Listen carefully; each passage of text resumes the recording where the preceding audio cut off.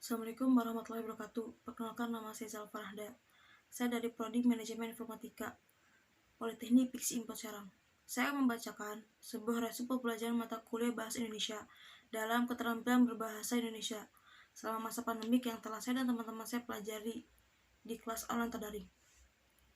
Dengan judul Resum Bahan Kajian Bahasa Indonesia Perguruan Tinggi. Pembahasan yang akan saya sampaikan mengenai 4 aspek. Pertama, aspek menulis, aspek membaca, aspek berbicara, dan aspek menyimak. Pada aspek pertama, aspek menulis di perguruan tinggi. Menulis dapat dikatakan keterampilan berbahasa yang paling rumit di antara jenis keterampilan lainnya. Hal ini dikarenakan menulis bukan sekedar menyalin kata-kata atau kalimat, melainkan juga mengembangkan dan menuangkan pikiran-pikiran dalam suatu struktur tulisan yang teratur. Contoh, membuat resum. Tujuannya mengasah agar kita dapat mengembangkan kata atau kalimat dalam suatu struktur tulisan yang teratur. Pada aspek kedua, aspek membaca di perguruan tinggi.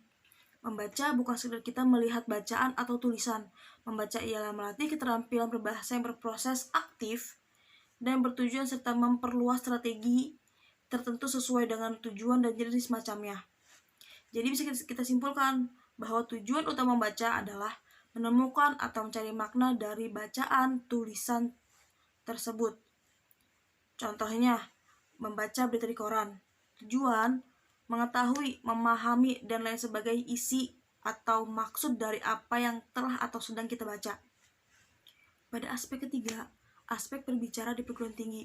Keterampilan bahasa Indonesia pada aspek berbicara di perguruan tinggi yaitu keterampilan berbahasa atau berbicara di depan umum dengan menggunakan bahasa Indonesia yang baik dan benar dalam suatu acara atau kondisi.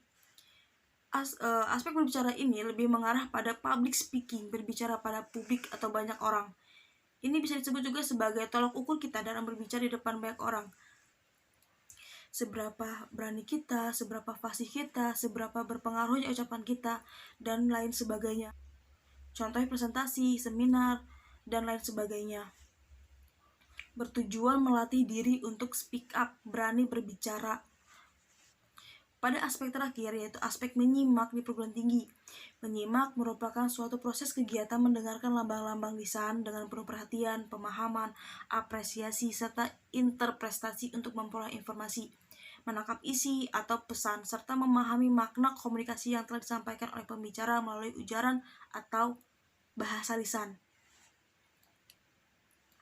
Sehingga menyimak merupakan salah satu keterampilan berbahasa yang utama. Karena menyimak ini bisa dikatakan suatu proses bahasa yang dimaknai ke dalam pikiran, artinya otak kita akan bekerja untuk mengetahui apa yang disampaikan oleh pembicara. Contohnya kuliah umum, bertujuan mencari, mencatat poin-poin penting, memahami makna yang disampaikan oleh pembaca, mengetahui gagasan-gagasan utama, mencatat poin yang tidak diketahui maksudnya, dan kita bisa tanyakan pada saat sesi tanya jawab, membuat kita aktif pula. Nah, dari keempat berbahasa yang sudah saya resum ini dikenal dengan istilah catur tunggal, yang artinya 4 hal tadi merupakan satu kesatuan sehingga harus dikembangkan secara terpadu. Akan tetapi dari keempat keterampilan tersebut, keterampilan menyimak atau mendengarkanlah yang seharusnya dikuasai terlebih dahulu, karena aspek menyimak merupakan pendahuluan yang natural sebelum menguasai aspek berbicara. Keterampilan. Nah, dari keempat keterampilan bahasa yang sudah saya resum ini dikenal dengan istilah catur tunggal, yang artinya dari keempat berbahasa yang sudah saya resum ini dikenal dengan istilah catur tunggal, yang artinya 4 hal tadi merupakan suatu kesatuan sehingga harus dikembangkan secara terpadu.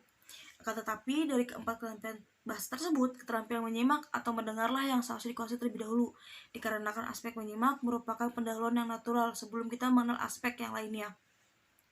Terima kasih atas perhatiannya. Mohon maaf bila ada kata-kata atau pembawaan pembicaraan saya yang kurang jelas, dan apabila ada kekurangan atau kesalahan informasi pada resum yang saya berikan, saya mohon maaf yang sebesar-besarnya.